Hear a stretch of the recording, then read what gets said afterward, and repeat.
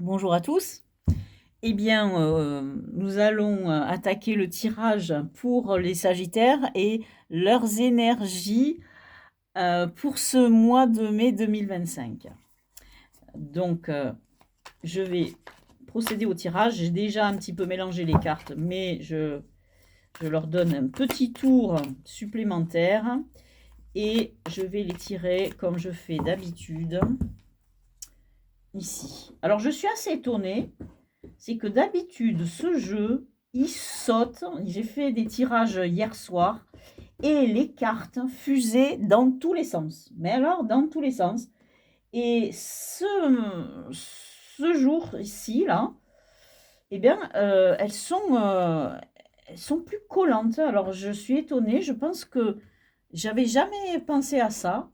Mais on est dans une atmosphère en ce moment, là, chez nous, alors qu'on est dans le sud, qui est grise aujourd'hui. Et donc, on a plus d'humidité. Et je suis très étonnée de voir que je le sens au niveau des cartes. Donc, toutes les cartes, même le jeu que je vais utiliser pour le deuxième tirage, là, le deuxième étage, là, toutes les cartes sont vraiment beaucoup plus collantes. C'est vraiment étonnant. D'habitude, ce jeu, en plus, ça m'arrive très souvent de perdre des cartes et elles sautent même du bureau. Alors, allons-y. Première énergie, votre énergie, on a le 7 de bâton. 7 de bâton, on est donc dans une énergie créatrice qui est parfaite, puisque le 7, c'est un chiffre spirituel, c'est un chiffre aussi qui est dans la perfection. C'est une énergie angélique presque, mais qui est dans l'énergie plutôt de vie, d'entreprendre, énergie sexuelle. On n'en sait pas plus encore. Ici, dans la place du défi, on a le chevalier de coupe. Alors, le chevalier de coupe, il nous indique que quelque chose de nouveau, peut-être dans votre vie affective, peut se manifester, une nouvelle personne se présenter, ou un projet que vous allez devoir, donc si on est dans le défi là, mettre au jour, porter au jour. La coupe du chevalier de coupe, c'est la coupe du jeu qui est la plus grande ouverte. Donc, vous allez offrir vos sentiments ou un projet au monde, ou bien quelqu'un va se manifester et on n'en sait pas plus pour l'instant. Dans l'énergie qui vous est envoyée, l'énergie extérieure, on a le 9 de denier. Alors, le 9 de denier, il est très intéressant, voilà, parce qu'il a une structure, vous avez 2 4 qui sont les symboles vraiment de la matière, de l'ancrage, de la stabilité. Vous avez donc 2 4 ici dans le monde matériel, 2 4 dans le monde spirituel. Et la plante centrale ici, elle protège un œuf, elle protège quelque chose qui germe au centre de cette carte. Et cette carte, donc, c'est la carte de la complétude. C'est la carte de l'indépendance financière. Donc, c'est une carte qui fait toujours plaisir d'avoir. Surtout que dans les jeux de Marseille, on sait que le 9, c'est vraiment un chiffre qui incarne la perfection. Il est juste en dessous du 10, parce que le 10, lui, il va porter vers un autre cycle. Et le 9, on n'y est pas encore, mais on est au sommet, on dira, d'un apprentissage.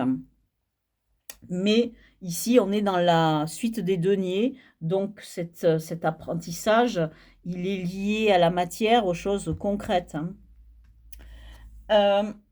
L'énergie sur laquelle, la vôtre, sur laquelle vous devez vous reposer, c'est l'énergie du 5 de coupe.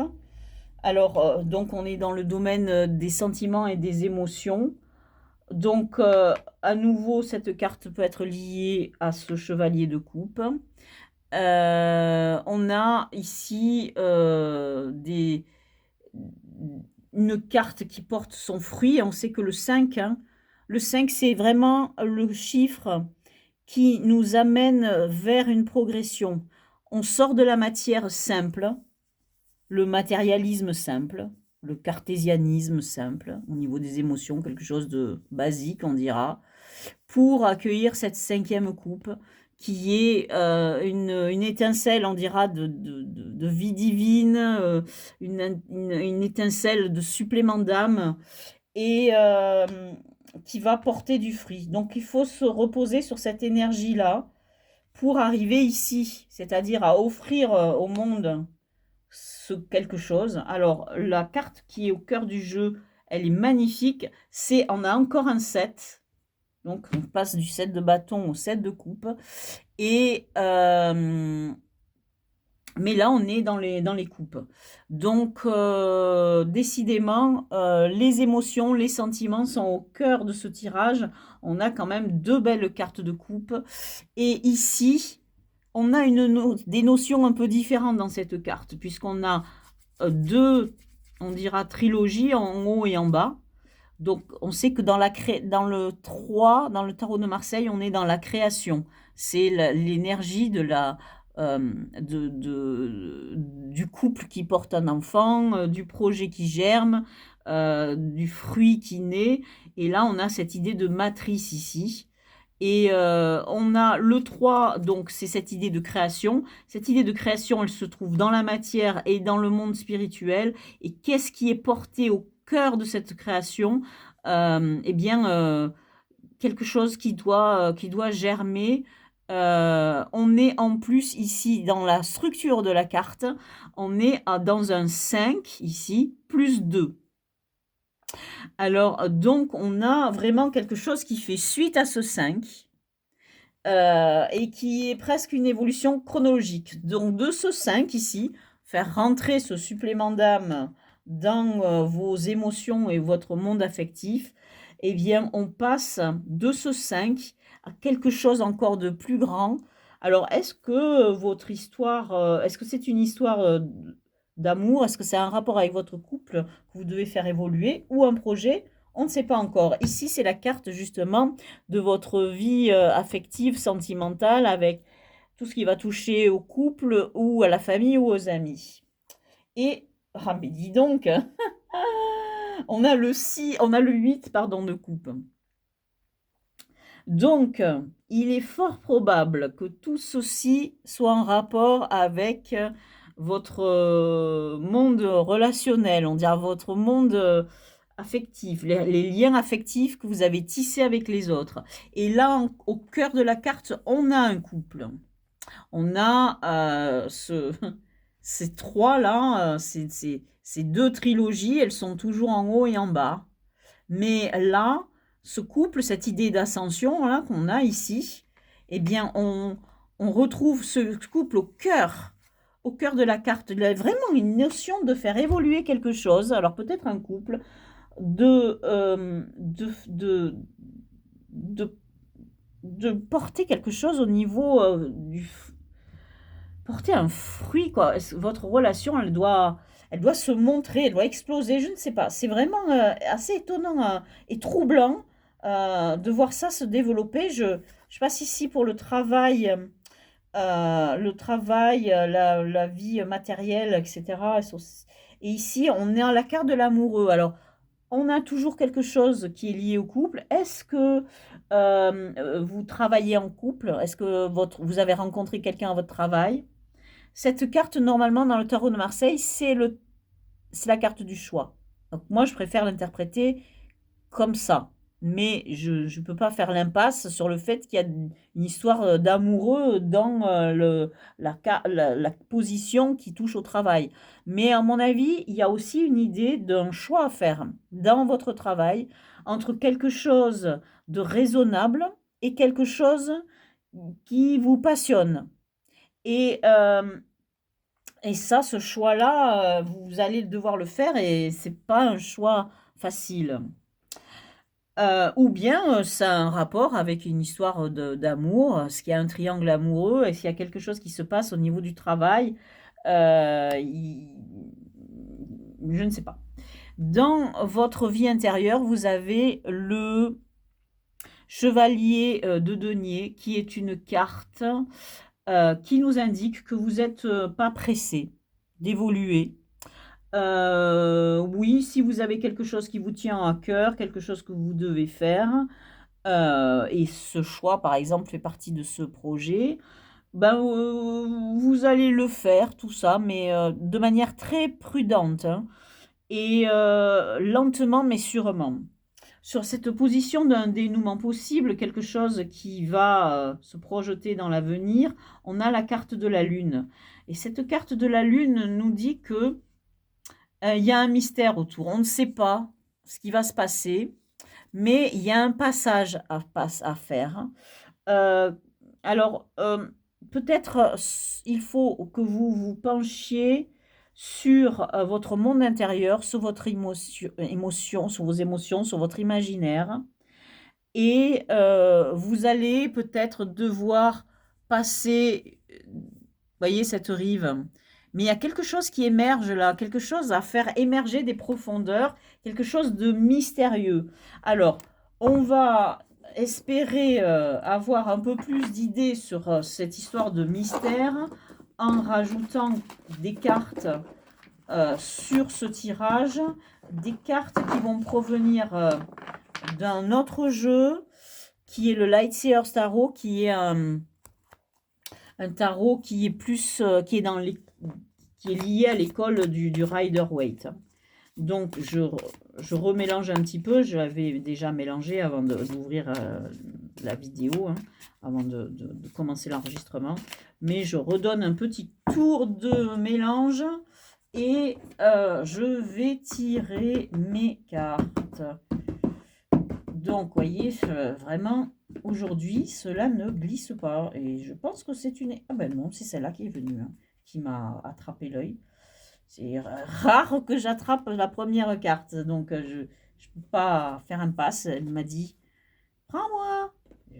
Je l'ai prise. Je ne suis pas le contredire, mes cartes. Hein, même si ça peut paraître étrange.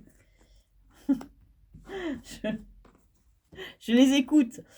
Je les écoute. Et parfois, elles se manifestent plus brillamment, on dira, que d'autres. Alors, hop, on retourne à la case 2, ici, l'énergie de base hein, du moment. Et on est à 5 de bâton. Et donc, 5 de bâton qui va au-dessus de ce 7 de bâton. On a une idée de concurrence.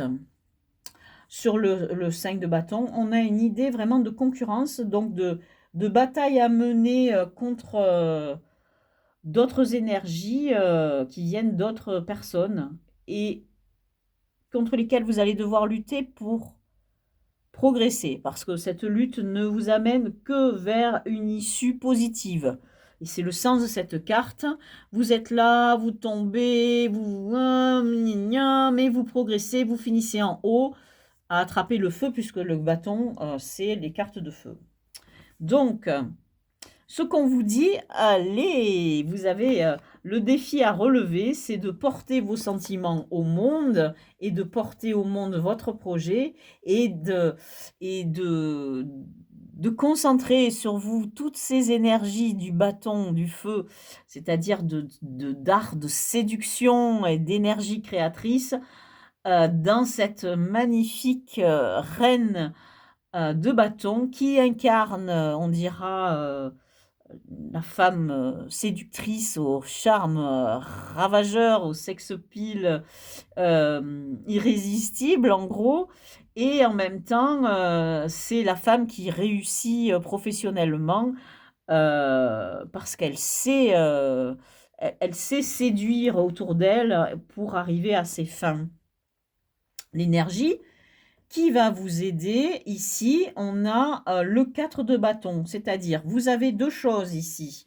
Cette idée d'être dans l'indépendance financière et cette idée de créer quelque chose qui sera établi sûr, pas un truc énorme, mais sûr et établi, sur laquelle vous allez pouvoir vous reposer, vous, votre famille, vos amis, quelque chose qui sera confortable à vivre et que vous aurez envie de célébrer. Vous serez dans cette idée de profiter. L'énergie sur laquelle, ah mais très intéressant, vous devez vous reposer, en plus de cette idée de 5 de coupe, c'est la reine de denier. Et la reine de denier, c'est justement la reine parfaite. C'est la carte qui va complètement avec le 9 de denier. Les deux cartes incarnent cette indépendance financière, cette tranquillité royale de cette reine qui est très concrète, hein, qui est très, comment dire, tournée vers la nature, hein, et qui incarne une forme justement de complétude et d'indépendance financière, un peu comme le 9 de denier. Donc décidément, vous avez cette énergie qui vous vient de l'extérieur et en même temps de l'intérieur. Vous êtes complètement poussé vers ça. Dans votre monde relationnel, affectif, etc., vous avez ce 5. Donc vous avez un deuxième 5.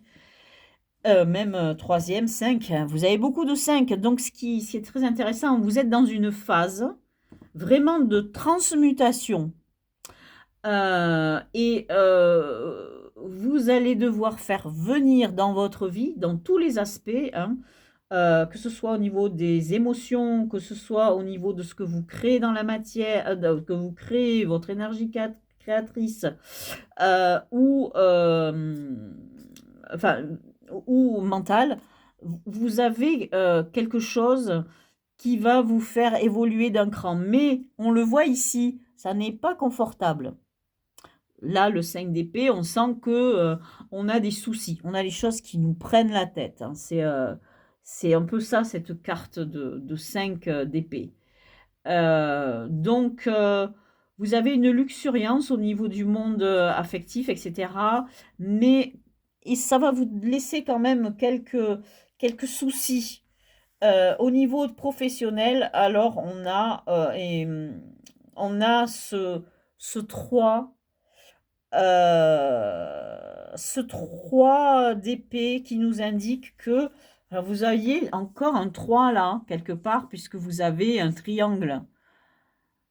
Donc vous avez un 3 d'épée, un triangle ici amoureux, ou bien un choix douloureux à faire. Vous avez un choix douloureux à faire. Il y a une blessure là qui vous pousse à faire ce choix. Et c'est bien dans le monde du travail, ceci, hein. C'est dans le monde du travail. Enfin, en tout cas, c'est ce que nous indique cette position. Mais après, le tirage, c'est tout un ensemble de choses. Au cœur du jeu, là, par exemple, vous avez le monde. Et le monde, c'est vraiment la carte de l'accomplissement personnel. Et regardez ce personnage central, il est magnifique. Il s'ouvre à l'univers. Le truc qui l'entoure, c'est un cercle, mais c'est un serpent, en gros, stylisé, hein, qui se mord la queue. Donc il y a cette idée de cycle, de continuité dans le temps, etc. Et vous dominez la situation. Oui, vous souffrez, mais vous allez dominer la situation. Et pour moi, je vois aussi le monde. Vous avez beaucoup de cartes qui incarnent une énergie, mais qui est très centrée sur vous-même. Avec le 9 de denier et la reine de denier, vous avez cette idée d'indépendance financière et qui est indispensable pour se sentir fort et pouvoir avoir des arguments, ne pas se laisser marcher sur les pieds parce que vous êtes complètement indépendant. Et là, ici, on est au stade supérieur. Cette indépendance que vous allez devoir chérir et sur laquelle vous allez vous appuyer pour grandir, c'est celle-là qui va vous amener à vous accomplir. Dans votre monde spirituel, monde intérieur, on a encore du denier. On a un as de denier. Donc, vous avez des préoccupations qui sont, elles, bien concrètes, bien matérielles. Donc, il y a l'idée d'avancer lentement, de progresser lentement. Il y a une idée de prudence et il y a une idée de faire venir, naître quelque chose dans la matière. Ici, dans cette dernière carte, on vous dit, vous ne savez pas ce qui va se passer, vous ne savez pas ce qu'il y a qui est caché, qui est en train d'émerger, mais laissez-vous aller avec confiance. Allez-y, laissez-vous guider avec confiance et lâchez prise et regardez avec confiance vers l'avenir. Voilà pour cette énergie pour les Sagittaires pour ce mois de mai 2025. Je vous remercie de m'avoir écouté et je vous dis à bientôt dans une prochaine vidéo. Au revoir.